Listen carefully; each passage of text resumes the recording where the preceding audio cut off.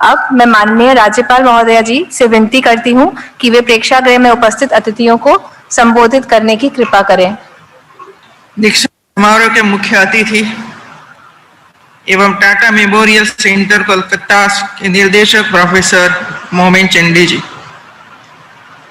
माननीय संसद कार्य एवं चिकित्सा शिक्षा मंत्री श्री सुरेश खन्ना जी, माननीय चिकित्सा एवं वित्त मंत्री श्री संदीप कुमार, अध्यक्ष श्री राजेंद्र तिवारी जी, मुख्य सचिव डॉक्टर रजनीश दुबे जी, निर्देशक डॉक्टर आर के धीमेन जी, संकाय अध्यक्ष प्रोफेसर एस के मिश्रा जी, कुल सचिव प्रोफेसर सोनिया चिदानंद जी, सभी चिकित्सा विशेषज्ञ एवं चिकित्सकगण, उपाधि प्राप्त छात्र छात्राएं, देवी और सज्जनों,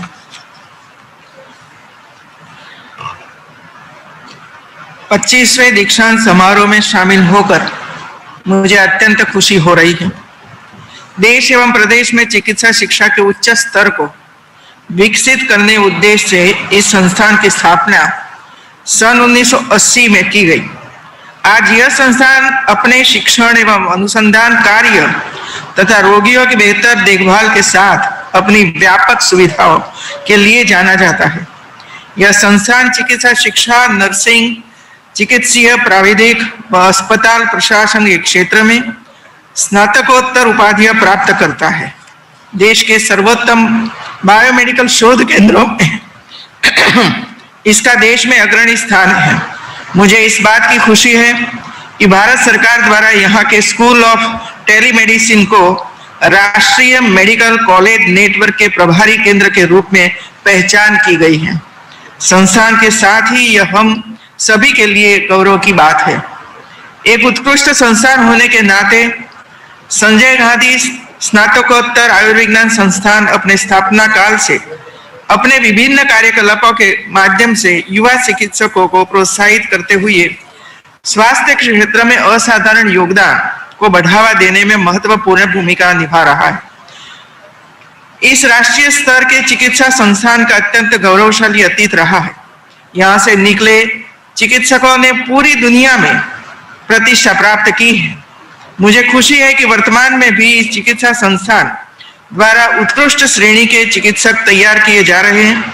यह भी खुशी की बात है कि हाल ही के NIRF पर मेडिकल श्रेणी में यह संस्था को देश में चौथा स्थान प्राप्त हुआ है। मैं चाहूंगी कि आप प्रयास करें कि अगली बार प्रथम स्थान पर अपने स्थापित करें। प्रिय विद्यार्थियों, दीक्षांत समारोह एक विशिष्ट अवसर है।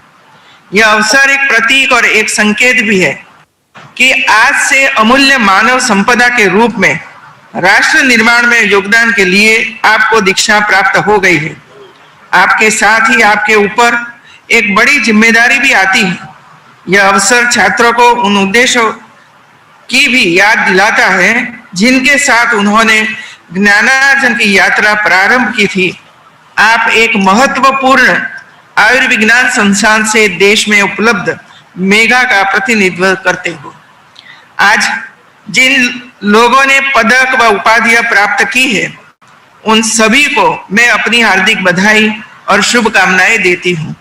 मुझे विश्वास है कि आप सभी अपने परिवार, संस्थान, प्रदेश और करेंगे। मैं चाहूंगी कि आप मानवीय संवेदनाओं जैसे गुणों को अपने में समाहित करें, क्योंकि मानवता के प्रति संवेदनशीलता का भाव ही आपको सामाजिक उत्तरदायित्व का बोध कराएगा और यही आपके विचारों को परिपक्व करेगा। आप सभी बेहतर चिकित्सक के साथ अच्छे इंसान बने, मरीजों का विश्वास जीते और निर्धन, असहाय और साधनविहीन लोगों की सेवा करें, यही मेरा आशीर्वाद है।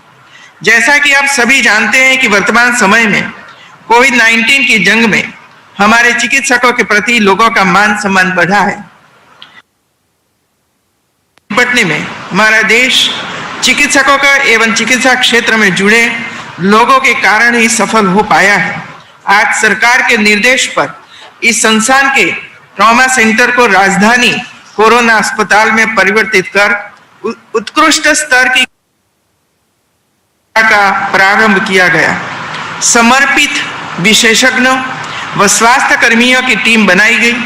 साथ ही isolation ward, quarantine area, ventilator युक्त गहन चिकित्सा इकाइयों व हाई डिपेंडेंसी इकाई का निर्माण किया गया। कोविड-19 लैब लाख से अधिक पीसीआर परीक्षण किए जा चुके हैं। मुझे खुशी है कि उत्तर प्रदेश राज्य के अन्य अस्पतालों की सहायता करते हेतु यह संस्थान उत्तर प्रदेश में कोविड केयर का अग्रणी केंद्र बना। इस संस्थान में भर्ती कोविड रोगियों का उपचार सर्वोत्तम तरीके से किया गया। मैं इसके लिए संस्थान को बधाई देती हूँ। इस बात की प्रसन्नता है कि वैश्विक महामारी कोरोना संक्रमण की विषम परिस्थितियों में भी इस संस्थान द्वारा न केवल कोरोना संक्रमित मरीजों का उपचार किया जा रहा है, बल्कि गैर कोरोना संक्रमित मरीजों को भी अपने चिकित्सकों एवं स्वास्थ्य कर्मियों को संक्रमण से बचाते हुए उचित चिकित्सा परामर्श तथा उपचार करना एवं यथा आवश्यक उनकी शल्य क्रियाओं का निष्पादन सुचारू रूप से किया जा रहा है। यह संस्थान की आम जनमानस के स्वास्थ्य एवं सुरक्षा के प्रति संवेदना का प्रतीक है। आज विश्व के कुछ विकसित देश कोविड-19 के वायरस के संक्रमण से बुरी तरह प्रभावित है। इन देशों का चिकित्सा एवं स्वास्थ्य का आधारभूत ढांचा भारत से कहीं बेहतर है। चलते उनका यह मजबूत ढांचा भी ध्वस्त होता दिख रहा है। कुछ देशों में कोरोना के नए वायरस ने जन्म ले लिया है। वहां पुनः लॉकडाउन की स्थिति आ गई है। इसलिए मैं चाहती हूं कि अभी कोरोना से जंग समाप्त नहीं हुई है। आगे भी आपको अपने गुरुतर दायित्व को निभाना पड़ेगा। वैक्सीन आ रही है, जिसको सब तक पहुंचाने में आपकी बड़ी जिम्मेदारी होगी। एक बात मैं और कहना चाहूंगी कि विकसित देशों के स्वास्थ्य ढांचे से सबक लेते हुए हमें देश के स्वास्थ्य ढांचे विशेषकर ग्रामीण स्तर के स्वास्थ्य ढांचे पर और ध्यान देना होगा।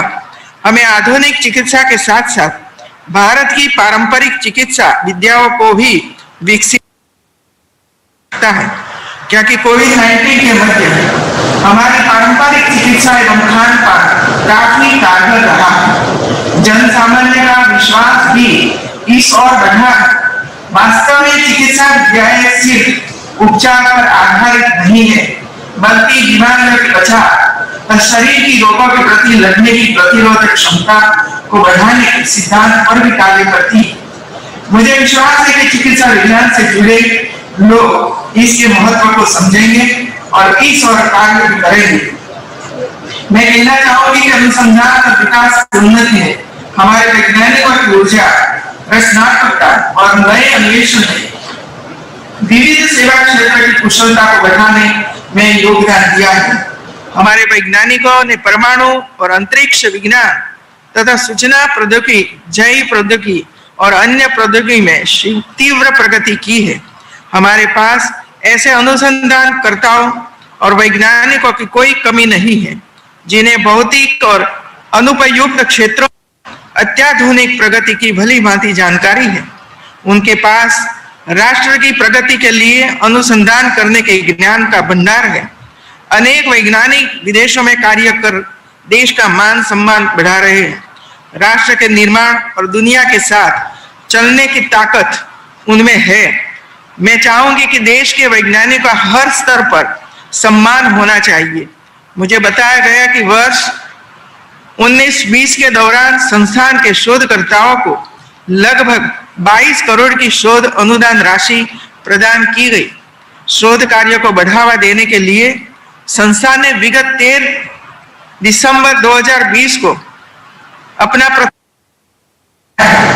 यह अच्छा कार्य है, मैं इसकी प्रशंसा करती हूँ। किसी भी देश के लिए उसके नागरिकों का स्वस्थ होना सबसे महत्वपूर्ण है, जो देश की प्रगति के लिए आवश्यक भी है, क्योंकि एक स्वस्थ व्यक्ति ही देश के विकास में अधिक उपयोगी ढंग से अपना योगदान दे सकता है।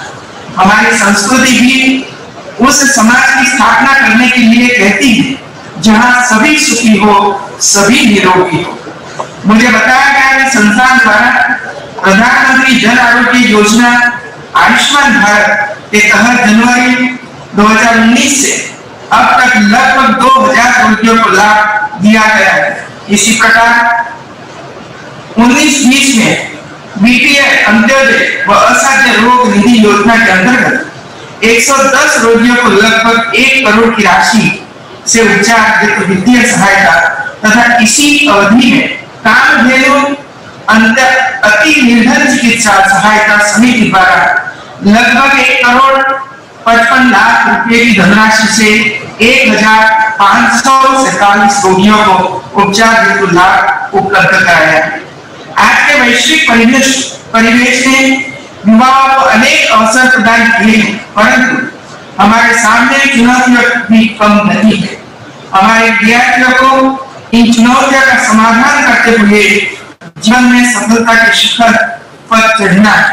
विद्यार्थियों को सफल बनाने में शिक्षकों की सबसे महत्वपूर्ण भूमिका होती है। आज जहां हम वैश्विक स्तर के उच्च शिक्षा केंद्रों को स्थापित करने की दिशा में प्रयासरत हैं, ऐसी स्थिति में हमें वैश्विक स्तर के चिकित्सा शिक्षकों को भी आवश्यकता है। अतः मैं चिकित्सा शिक्षा से जुड़े शिक्षकों से कहना चाहूंगी कि वे बदलती परिस्थितियों के अनुसार स्वयं को अद्यतन बनाएं तथा राष्ट्र और समाज के विकास में अपनी महत्वपूर्ण भागीदारी सुनिश्चित करें। विद्यार्थी का भविष्य निर्माण हेतु सतत प्रयत्नशील रहे।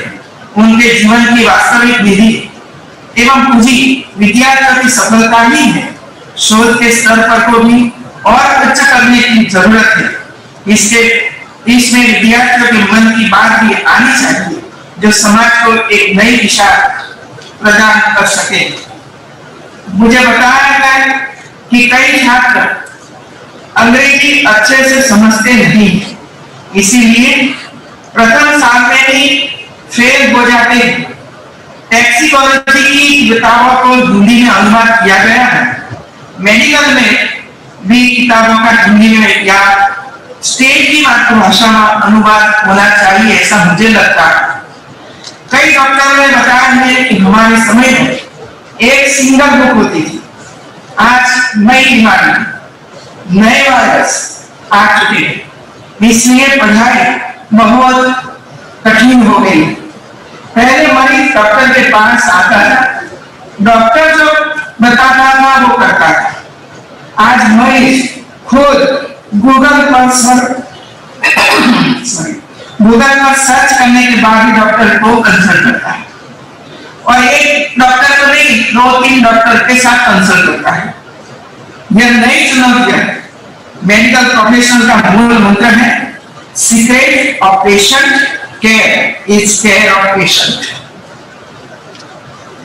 सर्जरी की नई तकनीक विकसित करनी चाहिए। हमारे पास रोबोट है, कम समय में रोबोट से ऑपरेशन हो सकते हैं। ज्यादा से ज्यादा डॉक्टरों को ट्रेनिंग देकर उसका उपयोग करना चाहिए। ऑपरेशन के लिए मरीज को इंतजार करना पड़े, ये ठीक नहीं। समाज में ऑर्गन डोनेट करने के लिए मुहिम चलाने की आवश्यकता है। 4 मेडिकल यूनिवर्सिटी मिलकर इस दिशा में सोचें और एक दूसरे को मदद करें। जिस तरह सरकार ने 2 जनवरी से 12 जनवरी तक टीबी पेशेंट चिन्हित करने का अभियान शुरू किया है, इसी तरह कैंसर ग्रस्त दर्दियों को चिन्हित करने के लिए अभियान चलाया जाए। कोरोना में जितने मृत्यु हुई, इससे ज्यादा देश में कैंसर से मृत्यु हुई। कोरोना के कारण यूनिवर्सिटी का कई संस्थाओं का काम शुरू नहीं हो सका, या तो प्रोग्रेस में है या तो पूर्ण नहीं हुई। कैंसर मरीजों के इलाज के लिए मशीनों की खरीदी करनी, लीवर प्रत्यारोपण नहीं हो रहा, डॉक्टरों की हॉस्टल अभी पूरी नहीं हुई है। ऐसे छोटे मोटे काम को तेज गति से पूर्ण करना चाहिए, मरीज को इसका लाभ मिल सके। मित्र, एक सब इस वजह से हुआ कि कोरोना की वजह से पूरा ध्यान सरकार का और यूनिवर्सिटी का कोरोना के मरीज को ठीक करने में गया और इसी वजह से हमारा ये काम थोड़ा अधूरा रहा है और मैं विनती करती हूँ कि ये काम जल्दी से हो जाए। हमारे बीच छोटे छोटे बच्चे आए हैं और ये मेरे देश होते हैं और ये छोटे बच्चों को यूनिवर्सिटी में इसी वजह से लाया जाता है कि आप जो ये अवार्ड वगैरह ले रहे हो वो देखते हैं और मन में सोचते हैं कि हम भी बड़े होकर वहां जाना है तो हमें भी कुछ न कुछ नया पढ़ना पड़ेगा, अच्छी तरह से पढ़ना पड़ेगा। और मैं ये देखती थी कि जब मैं आप सबको अवार्ड सर्टिफिकेट वगैरह दिया जाता था उसी समय सबसे ज्यादा तालियां बजाते थे तो ये छोटे छोटे नन्हे बच्चे बजाते थे मित्रों, उस एप्रिशिएट करते थे आप सबको। मैंने पूछा वे लोगों को कैसा लगा तो वे लोगों ने कहा कि बहुत अच्छा लगा, हम भी कुछ देख कर जा रहे हैं, कुछ जीवन में कुछ करने के लिए संकल्प करेंगे। मित्रों आप बहुत बहुत बधाई देती हूँ, धन्यवाद। आपकी शिक्षा और प्रेरणा